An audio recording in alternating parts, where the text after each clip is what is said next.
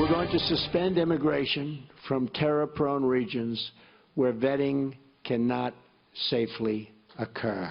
Radical Islamic terror is right around the corner. We have to be so tough, so smart, so vigilant. We can't allow that to happen. We have enough problems. All vetting of people coming into our country will be considered extreme vetting. We will be very careful.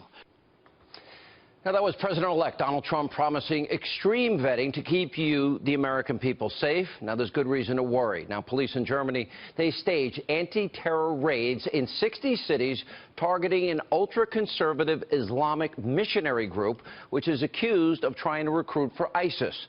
Now, Germany may also have another problem on their hands. From January to June of this year, over 370,000 asylum seekers were registered in that country. U.S. officials have been warning that ISIS will try and infiltrate the refugee population here. Joining us with reaction, the leader of the Brexit movement, and also, as you see him here, he met with President-elect Donald Trump over the weekend, Nigel Farage, and the author of Defeating Jihad, Dr. Sebastian Gorka, who I would argue is a good candidate for a Trump administration. Nigel, I want to talk about this through this prism, the Islamization of Europe and what happened in Germany, because we have James Comey, we have Michael Steinbeck, the assistant FBI director, our CIA director Brennan, our House Homeland Security Committee chair McCall, and then the former special envoy to defeat ISIS, all have said that ISIS will infiltrate the refugee population. How dangerous has it been for Europe, and what can we learn from you? Well, it's been disastrous, and of course Angela Merkel took the very opposite policy position to the one that President-elect Trump is taking. She said, if you remember last year, please all come, we can take as many people as you can send. And what have we seen?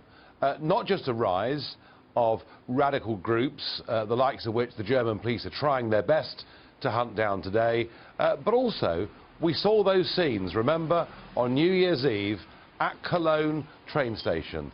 The mass, open, sexual violation of women going on in a Western German city. Now, I'm not saying that because I want to demonize anybody, but I am saying this. What's happened from many of these Middle Eastern countries is the spread of ISIS. I feel that we ourselves may be partly responsible for causing it by toppling Saddam, by getting rid of Gaddafi, but whatever, the fact is it's there. And remember that in these countries, women are at very best second-class citizens. So at best, we're bringing in a problem, a cultural problem, that is going to be very difficult to assimilate and maintain our values. And at worst, we're bringing in people who actually want to kill us. And that's what our top intelligence and security officials have been warning. Dr. Gorka, good to see you again, and it'd be great to see you in the Trump administration. Thank you. Now, look, Donald Trump supports safe zones, victims of a civil war, food, medicine, clothing, supplies, safety, baby formula, whatever is needed, cots. There is this clash of cultures, though, that Nigel Farage is talking about, and that is if you grow up and you believe you can tell women what to wear and they can't drive and go to school without a man's permission, and gays and lesbians can be killed, and marital rape in some of these countries is legal, and the persecution of Christians and Jews are institutionalized, how do you bring people in from countries that believe that, have been born into that, that is their culture, and expect them to just become Americans, to, in other words, to assimilate immediately? It's a stretch to me. So, Sean, let's start with the fact that we are a Christian nation. We are a Judeo-Christian nation. So we help people when we can help them. But that is not a contract for national suicide. That doesn't mean, as Hillary Clinton said in her private speech to the bankers, we don't need any borders, pull down the borders. The whole Western Hemisphere. Whole Western Hemisphere, one big happy party. It doesn't mean that you quintuple the number of refugees. If she had won, what Nigel's talking about, Europe, is what America would have been like in 5 years' time if Hillary had become the president.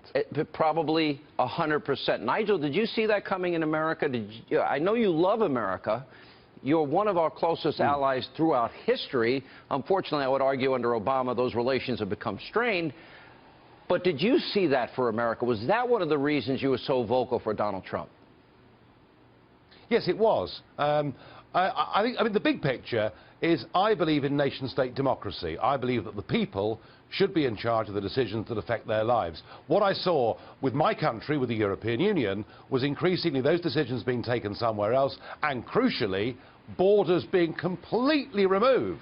And I could see that Clinton basically viewed that building you can see behind me, the European Union's headquarters, she viewed it as a prototype for something she wanted America to be part of. And that is why I went so strong for Trump. Also, I backed Trump because I thought the man had guts and integrity, and boy, he has.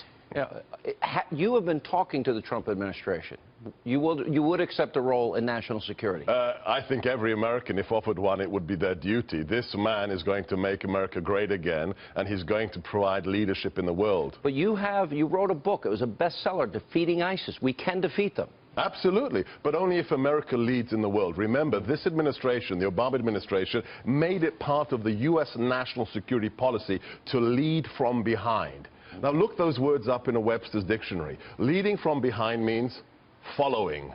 Yeah. We haven't led. We haven't led. Nigel, what was your discussion with Donald Trump on Saturday like? What did you all talk about? And you did tell me one story I hope you'll share about Winston Churchill. Yeah, I mean, I think Trump and I have been the two most vilified people in the Western world over the course of the last couple of years, because we've...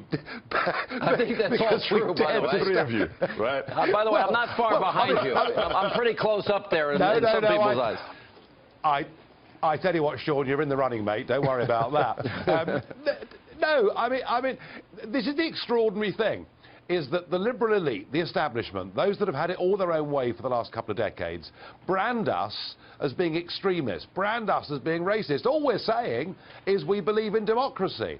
And I think after Brexit and now Trump winning, and I was talking to him on Saturday, I now hope it's going to spread like an infectious disease across the whole of the Western world.